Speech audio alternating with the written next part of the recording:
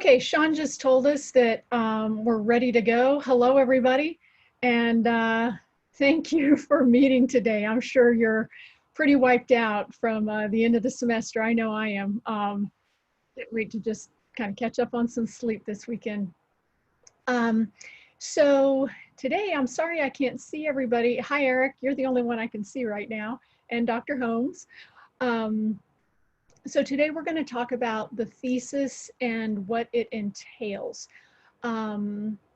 It is optional in the Honors College, and we usually have anywhere from 20 to 30 students involved in the honors thesis in any given semester. It is sort of essentially, but all theses are going to look different depending on the field of study. 40 to 60 page project. Don't run away yet, because you're supposed to look at it as several shorter papers put together over one topic.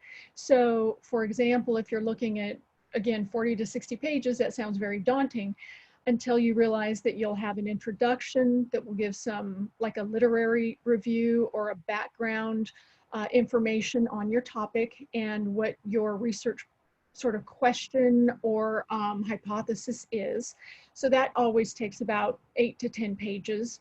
And then chapter 1 will represent part of what you've presented in that introduction. Chapter 2 will present another part of that, the secondary part of it. And then you'll have a conclusion that's about 5 to 7 pages, sort of showing us the larger ramifications of your project. So if you look at the introduction being about 8 to 10 pages, conclusion about 5 to 7 pages, and then each one of those 2 chapters about 15 to 20 pages, you've already hit your mark. So again, think of it as smaller papers. That was what we have to do for master's theses and for doctoral theses. It's the same idea behind it. Your bibliography also counts in the page numbers. So a lot of you will have extensive bibliographies, and that's okay. That should be included in your page numbers as well. Now that's the standard, but a lot of students may have a shorter written portion but have a lot of graphs and charts and appendices and portfolios. Those sorts of things also count in your page numbers. Some students in business have given business models and graphs and Excel spreadsheets. So those sorts of things count in your page numbers.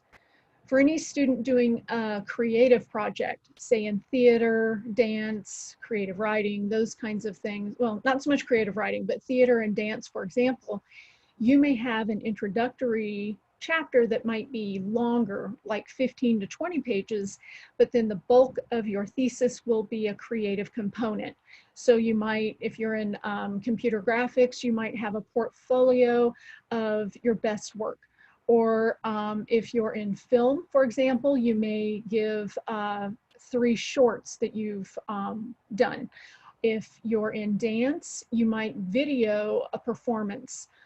We had someone in music once compose an original piece of music, and that was her primary, the bulk of her thesis. So the introduction for those kinds of theses is longer because the student also talks about the sort of mode of inspiration. So was the student following a particular school of thought in terms of art, impressionism, or whatever, cubism, whatever the case may be.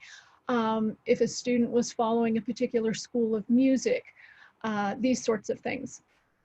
So the thesis can take a variety of forms, and what we understand is in honors is that they may all be very, very different, and that's okay.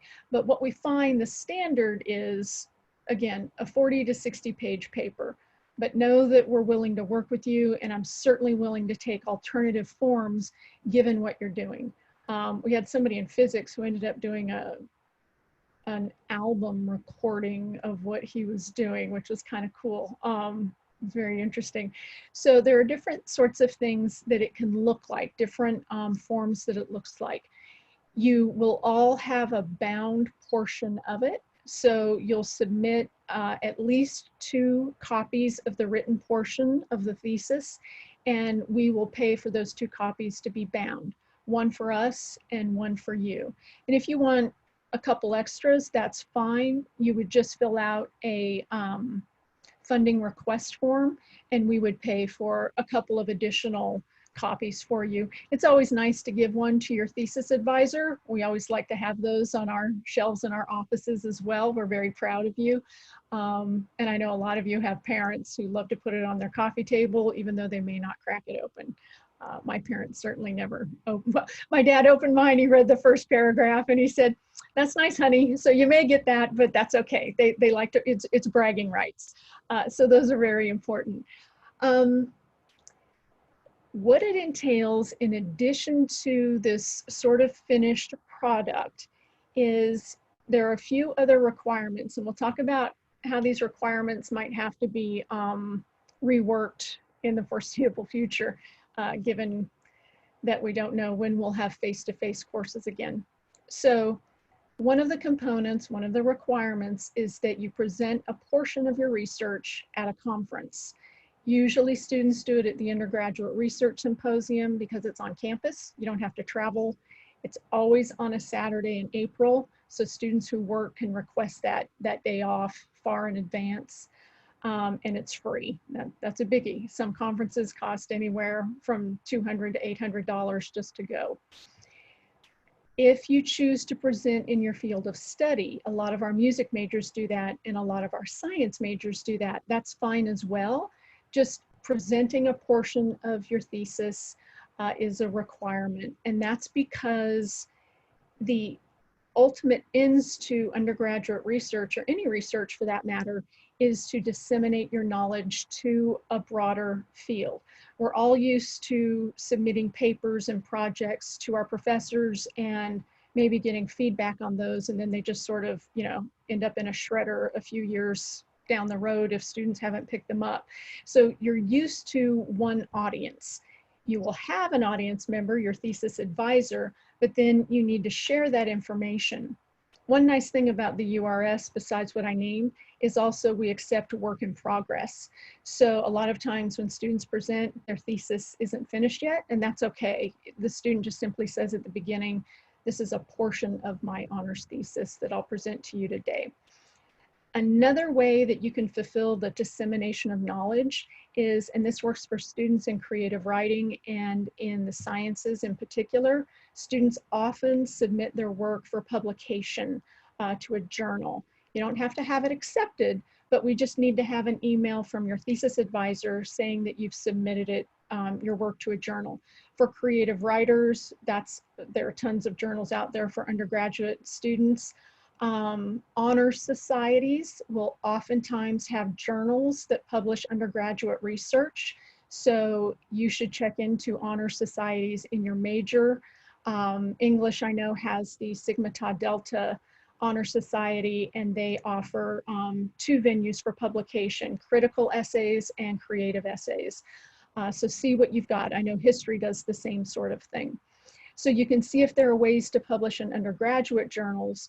And in addition to that, a lot of students in the sciences will publish as co-authors with their professors. So even if you're a 3rd or 4th or 5th author on something, as long as it's related to your thesis, we'll count it. And again, it doesn't have to be accepted. Sometimes it takes, I know in my field in medieval studies, it might take 2 years between a submission and an in-print article. So as long as you have it submitted and I have documentation, just a quick email, that's acceptable. So you need to do on average a 40 to 60 page paper, or however we're going to configure that for you. You need to disseminate the information in your thesis in some sort of way, a conference or a publication. You also need to follow our template that's on our website and Blackboard. So I worked with the library to set this up. It's a simplified version of the master's thesis template, and it's just so we have uniformity with all of the honors theses. When I came into honors and started looking through them, I noticed some didn't have title pages, some of them didn't have signature pages, some of them didn't have introductions, some of them didn't have bibliographies, and I'll admit, one of the theses I directed just started right into the introduction. We didn't have we didn't have a table of contents. We didn't have anything. So this is a way to keep uniformity so that they look good and that we're following some sort of standard. And again, that's typical for all master's and dissertation projects. They all have to follow a certain template. And then finally, and this is optional, you need to talk with your thesis advisor about this. You may, and all of this information's in the fact sheet, by the way, that Lucero sent to you last week. You may upload your thesis to ScholarWorks at SHSU. It's through our library, and that counts as a publication on your curriculum vitae or your resume, whichever you want to call it, but it actually counts as a publication. Now you need to clear it with your thesis advisor because, especially in the sciences, they tend not to want you to publish simply because what you're doing is oftentimes part of their research, and they don't want this research prematurely disseminated because not all components have been brought together yet.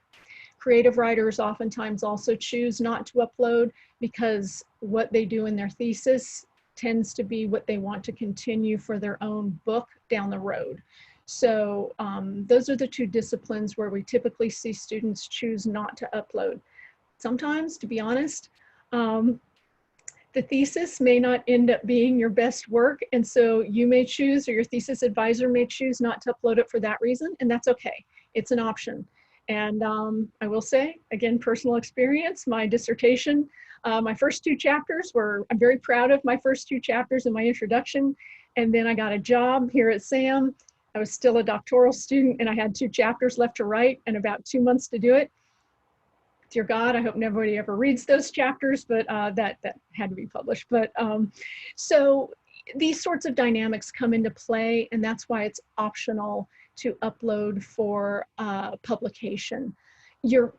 Go ahead and ask. Go ahead and talk to your thesis advisor, and he or she will let you know what the best course of action is for that. So that's what the thesis looks like. These are the additional requirements that you need to do besides just writing the thesis, and the 3 additional requirements plus the optional requirement are on the fact sheet. And then in terms of the logistics of the thesis, it's a year-long project, or at least 2-semester project, with a professor you choose in any field of study. So it can be in your major. That's where most of them end up, but it doesn't have to be. You can do an interdisciplinary thesis. I once did one, I co-advised one with a professor in philosophy in Greek law and literature. So I did the Greek literature portion, but I knew nothing about really Greek philosophy. So the other professor did the philosophy portion, and we both advised the student, and then we both were listed as co-advisors. You can even do it within your department. So one year I had a student ask me to direct her thesis, and I just started as honors dean and I already was committed to 2 theses. And so I told her that I was comfortable with directing her with the first part of her thesis on Chaucer and foul language, but not on Shakespeare and foul language. So she found another professor in English to do that part. So you can work with 2 professors in your field, in your department. You can work with separate professors. You, as an interdisciplinary project that may be part of your major, maybe not, you can do your honors thesis in any field, even if it has nothing to do with your major. So we had a music major write his honors thesis on academic advising at Sam Houston with community college transfer students because he had a lousy experience with that and he wanted to do more research on it. He ended up presenting at a conference on advising because of this thesis, and he worked with the then director of the advisement center because he seemed to be the best match, plus the director was really excited to work with somebody who wanted to do that. We recently had a student who was in dance. She's graduated now, and she did her thesis in criminal justice. That was just something she wanted to do. As long as you can find an advisor, and I'm happy to help you find one, at least I can contact people who can recommend some people for you.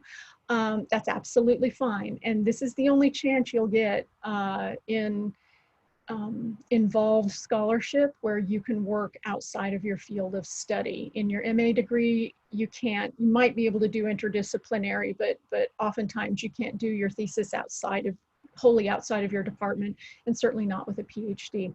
So you have a lot more latitude with the honors thesis, and I'll approve any project as long as you're working with somebody in that field or who feels comfortable enough working with you on the project.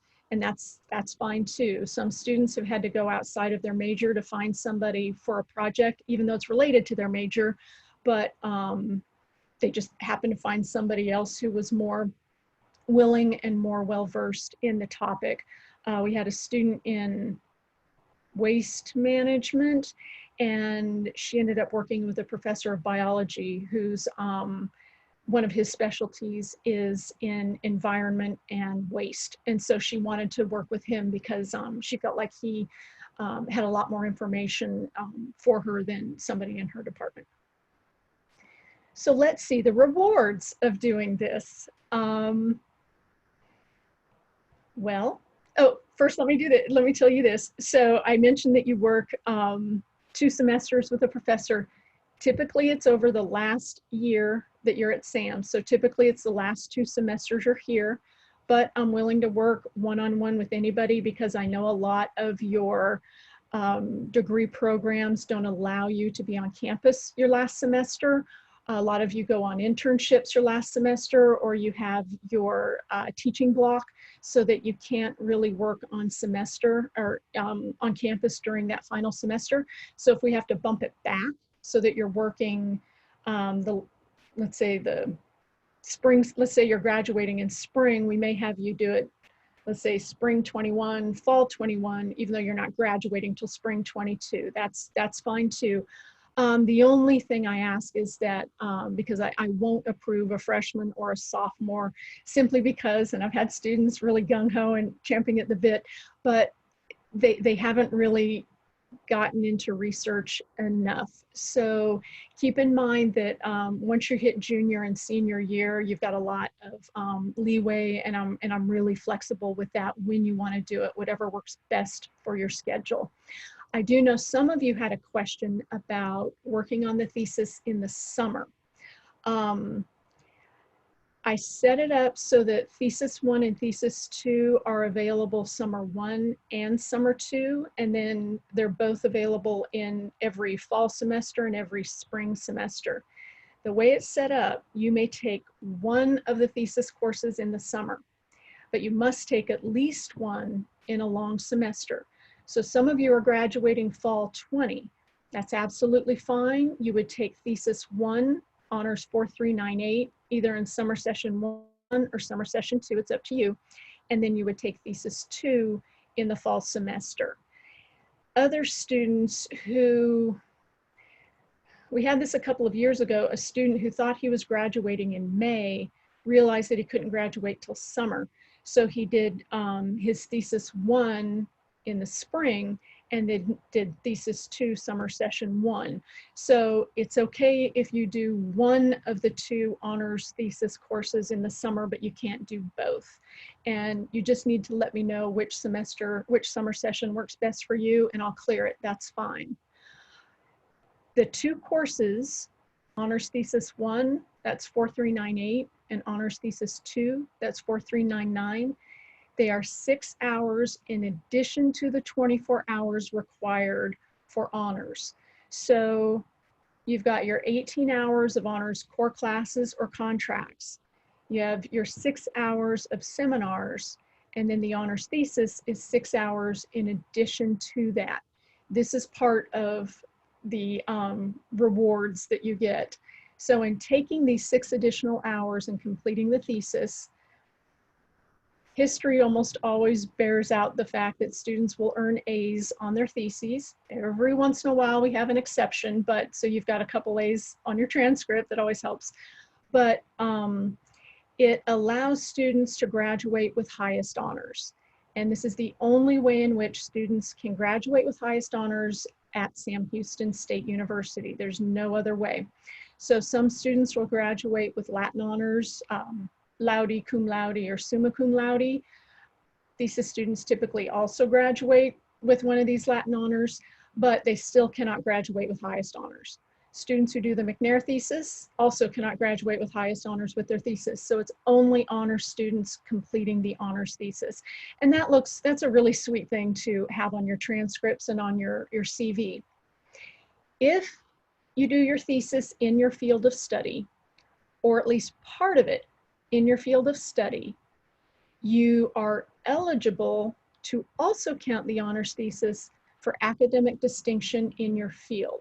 So you can get 2 for the price of 1. This is up to your department chair and your academic dean. I'm just the 3rd signature on that, but I've never had anybody say no. I've had faculty before, department chairs call me and ask about it because they don't know about it. It's not very well known. But the academic distinction requirements are very similar to the honors thesis requirements. The student must take 2 courses for 6 hours in addition to their regular coursework for their degree. And that's where the honors thesis comes in, because it can't count toward your major plan. It's in addition. Students also for academic distinction must have at least a 3.25 GPA, Sam Houston overall GPA. And as you all know, honors students must have an overall 3.25 GPA or higher to graduate with honors. The only other thing that honors doesn't sort of necessarily apply to honors is that students for academic distinction must also have at least a 3.50 in their major. So a 3.25 overall, but a 3.50 in the major. Most of our students hit all 3 of those requirements for academic distinction. So I have somebody right now who is not going to graduate with honors because of his schedule, but he went ahead and did his thesis. He's just turned in his thesis. So he's going to be able to graduate with the thesis. He can't graduate with highest honors, but we're working right now to see if he can get academic distinction because his thesis is a creative thesis and he's a history student. So really it'll depend on his chair. I'm hoping since it's in the same college that it'll be accepted, but at least we're hoping to get that for him. For everybody else, students usually get both. Now, if you do it outside of your field of study, it doesn't hurt to ask your chair, but your chair may very well say no, and that's okay, you still get highest honors. But by and large, students get both. Academic distinction in the field, highest honors, honors college is how it will look on your transcripts, plus any Latin honors that you have. So overachiever, yes. Looking good when you go to grad school or into the business world, absolutely. A lot of times graduate directors say that that is the additional thing that stood out for them to see undergraduate students doing an honors thesis. It shows them that you're dedicated to a project, you're determined to complete a project, you know how to work one-on-one with a faculty member, and you know how to do research. Now, this is baby research. When you get into grad school, you'll find that in many ways, you're kind of starting back at point A, but you will find that those skills that you learned in doing an independent project like this are going to serve you well. So those are the rewards. I'm going to mention a couple of other things. Forms that are due are on the fact sheet. Lucero also sent a gorgeous sort of factoid, quick fact sheet that you all should have gotten, and it should be, oh, you can't see it, sorry. I'm not in San Francisco, but it just looks so much better than the pile of books behind me in my office. But so this is quick facts, and it tells you some of the basic things that you need to do for the thesis. Students often ask what my role is in the process.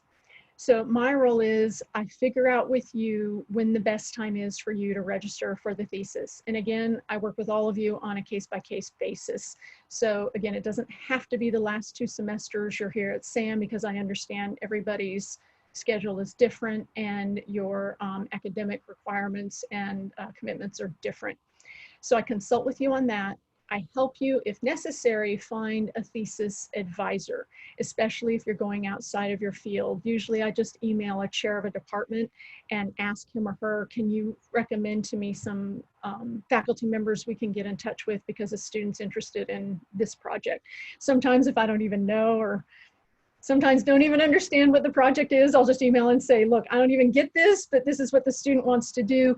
And then the chair will send me in the right direction, and then I'll help you get in contact with a faculty member. Usually I'll just email and CC the student and just sort of use it as an introduction to get the 2 of you connected. So I also do that. And first and foremost, I am your advocate. If you're having issues with the thesis or the thesis advisor, that is my primary role, is to help you get through it, to brainstorm with you in terms of what we need to do. This doesn't happen very often, but I can think of twice in the 5 years I've been dean where a student has, in one case, a student had a not so positive experience with the thesis advisor. It seemed mainly to be a conflict of personality, but I told her that I would find another thesis advisor and inform her former advisor that she would know that it was my decision that she would no longer be working with him. And she said, oh, I already took care of it, and here's my new advisor. So there, you know, she took care of it on her own, but I see it as my job to do so that you don't have to do it. I had another student who was in a slightly sticky situation because she wanted to continue her master's degree in the program, and the professor fell off the face of the earth. He was not answering her emails, phone calls, he wasn't in his office. She left a note in his faculty mailbox, nothing. And so I composed an email to that faculty member and sent it to her to proofread before I sent it to him. And she said, let me try one more time. And she did, and the faculty member had been very ill. There had just been a lack of communication on his part, and it ended up being a good project in the end. But this is what my role is, to serve you. I mean, that's what the honors dean is. So once we get your project set up and I sign off on it, I'm pretty much hands off otherwise. If you feel like venting, come to my office, or case may be, Zoom me and vent. I've had students come in flipping out. That's okay. I can talk you off the ledge because I've heard everything. And having done a master's thesis and a doctoral dissertation and written a couple of books, I've been on that ledge many times. So I understand, and I can help you get through it, at least walk you through some things that might help and troubleshoot some things if we need to. The honors thesis grading is modeled, and this is the university, the registrar's mandate, not honors, but it follows the same requirements for a master's thesis. When you complete honors thesis 1, it will show up as an IP on your transcripts, in progress, not an incomplete. So it doesn't turn into an F at the end of the next semester. It stays as an incomplete until you finish honors thesis 2 and submit the thesis. As soon as you submit the thesis, we do a change of grade for honors 4398 to, and again, historically students have earned A's, but I check with advisors to make sure that that's the grade that the student has earned.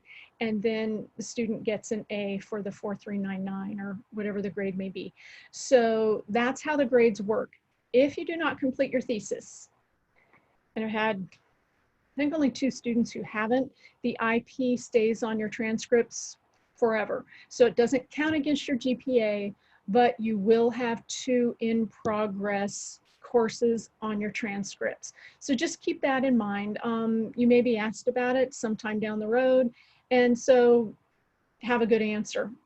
Sometimes it happens because a personal situations come up, or usually that's it that I can think of. So just be comfortable talking about that. You don't have to go into detail, but you may be asked to address it. So that's it with the thesis. I have one student who clearly we've had an insane semester, so she's had to move graduation to fall, even though she was supposed to finish in spring. So she's not going to submit the thesis till fall. So right now she has 2 in progress grades, but she's pretty well along. So we know that she'll finish it up in fall, and then we'll do her change of grades then.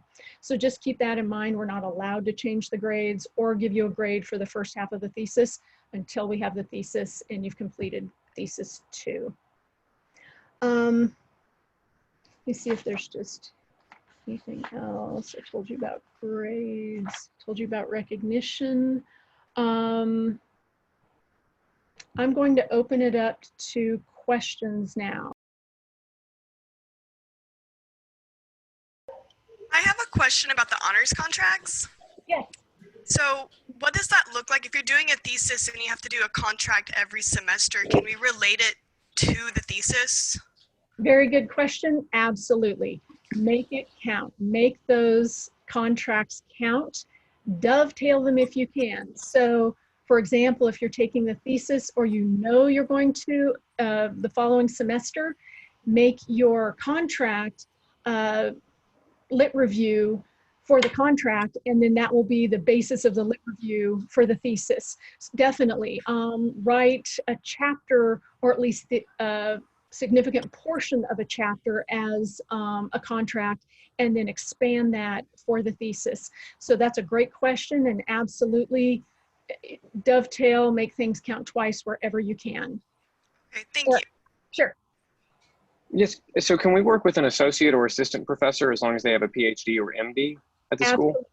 And I'll Okay. even approve a student with a master's degree. Okay. We've in English quite a few great professors. We also have lecturers who have PhDs, but they're not assistant professors. And to be honest, sometimes the theses they produce with their students are among the best because they're grading a bunch of 1,000 level classes and teaching them, they'll just die work with an advanced student. So yeah, that's fine with me. What's important is that you're looking to someone and that it's on your topic. Okay, perfect. Thank you. Sure. If we're going to be graduating in spring of 21, how long do we have to decide if we want to start this project in the fall? You can think about it over the summer, and then you could do thesis 1 in the fall and thesis 2 in the spring. Sarah, what's your major? Food science and nutrition. Oh, that'd be a great thesis. Yeah, so that should work just fine for you to do fall and spring. We talked a little bit before you came in about possibly doing part of the thesis in the summer. You could do thesis 1, let's say summer session 2, and thesis 2 in the fall if you wanted to. But really, I would recommend, if it works for your schedule, is doing thesis 1 in the fall, thesis 2 in the spring, but start working on it in the summer. If you can get any work done before you officially take the course, that always helps. Because you know, once you hit the ground in a regular semester, you're running. And to be honest, the thing that's going to fall on the back burner, if not in a deep freeze, it's going to be the thesis. So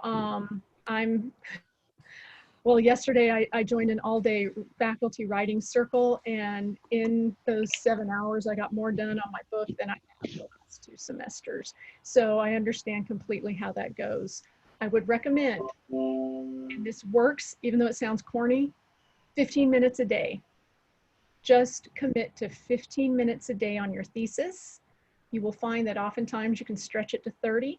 Sometimes 15 minutes is all you can do, that's fine. And you will get it done.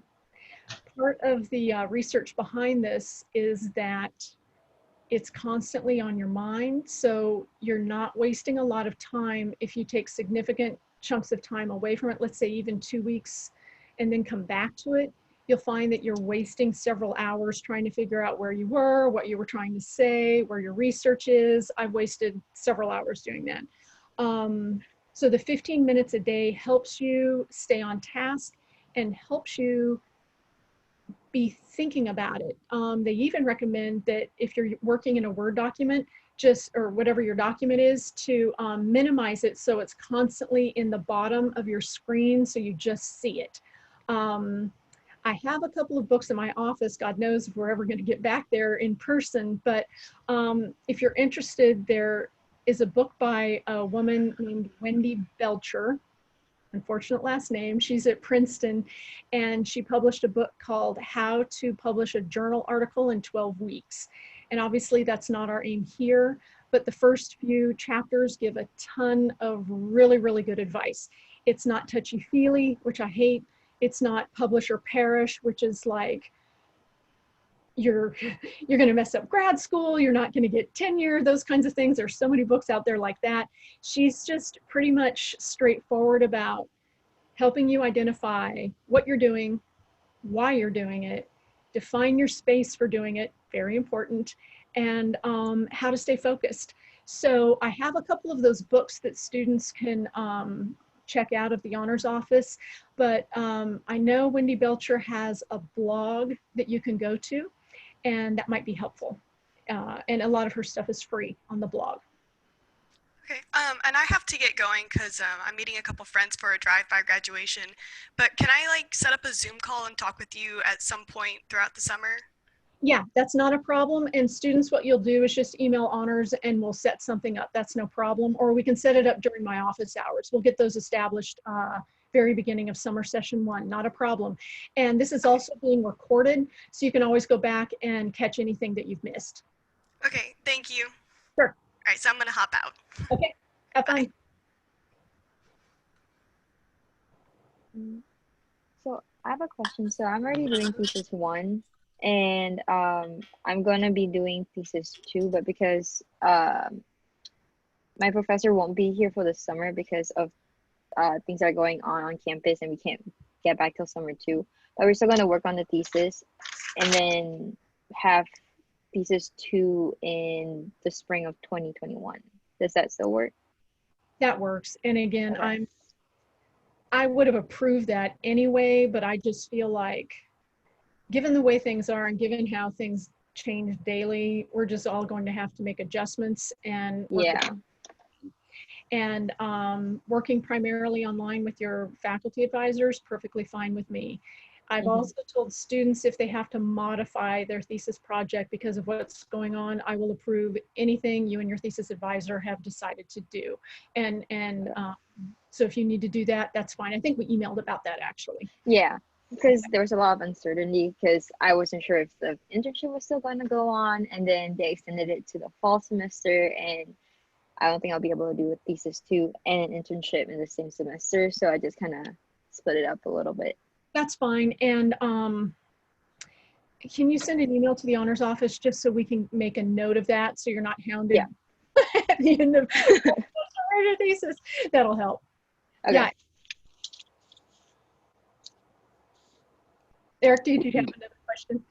Yes, ma'am. So I'm doing the transition from master's to doctoral in physical therapy. So I know a physical therapist who has had his master's for 20 years and he's currently in the DPT program. Could I do part of my thesis as a short interview on his thoughts on the process and his actual transition between the two? Absolutely. Okay. And whatever style that you have to adhere to, like MLA or CMS or APA, they will instruct you on how to cite an interview so that you know like the formatting for an interview, but that's absolutely fine. That's okay, perfect. That's part of research, absolutely. Thank you.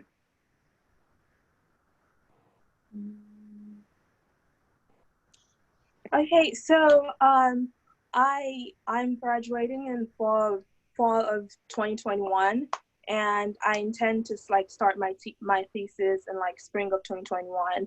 But I also like it's required for me to have an internship for my major. So like I'm kind of confused on how to do that because I do know that this fall would be a very busy time for me for the semester. So I don't think I can do it in the fall. of 2020. So that's why I decided to do it in the spring and fall of 2021. But I'm also like very perplexed because of my internship, and I don't know how that would go. Yeah. You're not the only one who's in that boat, kind of trying to figure out what to do based on if you can do an internship and when. So we'll just kind of keep Thesis 2 up in the air. You have the option to do one of the portions over the summer, so we could have you do Thesis 1 in a long semester and then Thesis 2 in a summer. Just kind of, if your internship ends up being in the summer, then we could do the second half in the fall. That's fine. Okay. Christy, did you have any questions? No, I think you answered all my questions. My main worry was, will I ever find a faculty mentor that will want to work with me? Because when was the last semester, I wanted to start a research and present it at the URS. But I talked to one of my professors and she said, well, I don't really know anyone that does that type of research. And then I just like gave up. What do you want to do it in? I wanted to do it. I don't have a set question. That's what I needed a lot of help with. Mm-hmm. But I didn't want to do it on child sexual abuse. Oh, that'll be easy. We'll find someone either in psychology or criminal justice. In fact, I know 2 people who have been in my writing circle for a couple of years now who are in psychology. I'll ask them, and I can email the director of undergraduate studies in CJ and see who he might suggest. What is your major? CJ. Okay, great. Is your minor psychology by chance? No, it's legal studies and political science. Okay, that's no problem. Would you be willing to work with somebody in psych if that's what we were? Yes. Okay. Let me just go ahead and email somebody. Like I said, a couple of people, and we'll see what they say. Thank you. I'm sorry that you didn't get a straight up answer, but never give up. That's part of the thing that we say in honors, which is grab your education by the horns and always come ask us if you're getting some resistance, and that's part of our job, is to break through it and get you what you need. That sounds great. Thank you. Okay, great. Also, before we sign up for the thesis, do we need to?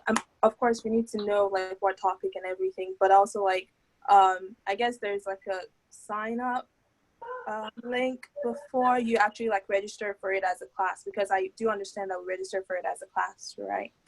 Yes, and so we have to clear you first, so that all you need to do is let us know that in fact, Sean, are you still on? Yes. Yeah, Sean's still on. Sean, can you get everyone's names here so we can shoot them an email and find out? Wait, okay, let me ask this. Has everyone filled out that online form that Sean sent out to you? Okay. No. That's fine. He's posted it to Blackboard. So go ahead and fill that out and submit it. It's one of those cool Qualtrics forms that Sean created. So you hit submit and it goes straight to honors. And put on there what semester you want to start and we can clear you. Even if you decide later that you're not going to do it that semester, that's fine. If you're cleared for it, just don't register for it. That's no big deal. But we'll get you on a list so that we can start keeping track. There is a thesis proposal form that's on Blackboard and our website, and that's not due until the 12th day of class during the long semester or the first week of class in the summer if you're doing thesis 1 in the summer. Perfect. And the proposal form is it's mostly, why are you doing this? What ignited your interest in this project? Why did you choose this professor? That kind of thing. What do you hope to achieve? That's just to help so that you've already talked about it and have a clear idea of what you want to do, even if it evolves. That's fine, that happens. So I have a question actually regarding the professors. So the professor that's directing the thesis with me, he's a graduate student working on his PhD, and he primarily does research methods, but he also does a lot of research within hypothesis testing of traditional criminology theories, and that's basically what my thesis is about. But it's also bringing in concepts with accounting and white collar crime and stuff like that. So I have a few professors that I talk to on a regular basis to ask them for their input and where I can go with the research. So would they also be part of the professors in that thesis, or am I just limiting it to the main professor that I'm working with? If they're not reading sections of the thesis, just talking you through things, I think it's more appropriate to put them in the acknowledgements page. So when you look at the template, you'll see the acknowledgements page. But if that person's reading sections, talk with your thesis advisor to see if he's comfortable with including this person as a co-advisor. Okay.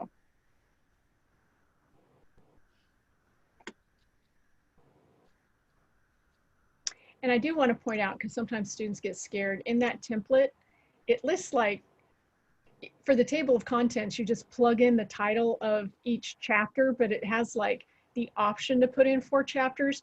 Just delete the chapters that you don't have. So if you've only got 2 chapters, just delete chapters 3 and 4.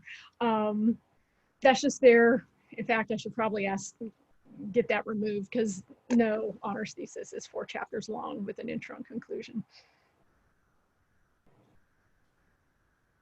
In terms of presenting, we talked about this last spring. Of course, we excused all thesis students from having to present their research at a conference, naturally. We're hoping that if things continue the way they are and we're mainly having to work remotely, that there will be professional conferences going online for virtual conferences. So keep an eye out for that in the fall. We'll see how things go. We're hoping that we can offer the undergraduate research symposium in the spring, but you might want to keep in mind, we did it this past semester and hopefully we'll be able to do it again. We went ahead and still offered awards. So keep that in mind to submit your research for an award if you would like to. If you're not graduating, the awards carry stipends. If you are, you get a gift certificate and some honor swag. Another thing, and it's on the fact sheet, if anyone is a McNair student, the McNair thesis course 4305 can count as thesis 1. So if anyone is in McNair or plans to be in McNair, we've worked it out with the provost and with the McNair Scholars Office to have the student write the first half of the thesis and count McNair 4305. And then the second half would be expanding on the McNair thesis, because the McNair thesis is usually 20 to 25 pages. So the student would work with the same advisor and expand it in thesis 2, and it still would count for highest honors college and still count, potentially count for academic distinction in the field. And just let us know, especially if you want to be cleared for thesis 1, summer session 1. Those of you graduating in fall, you're going to need to do summer session 1 or summer session 2. Just let us know so we can clear you to register for the class. Okay, everybody have a fantastic weekend, and thank you so much. Thank you. Thank you. Bye. Bye.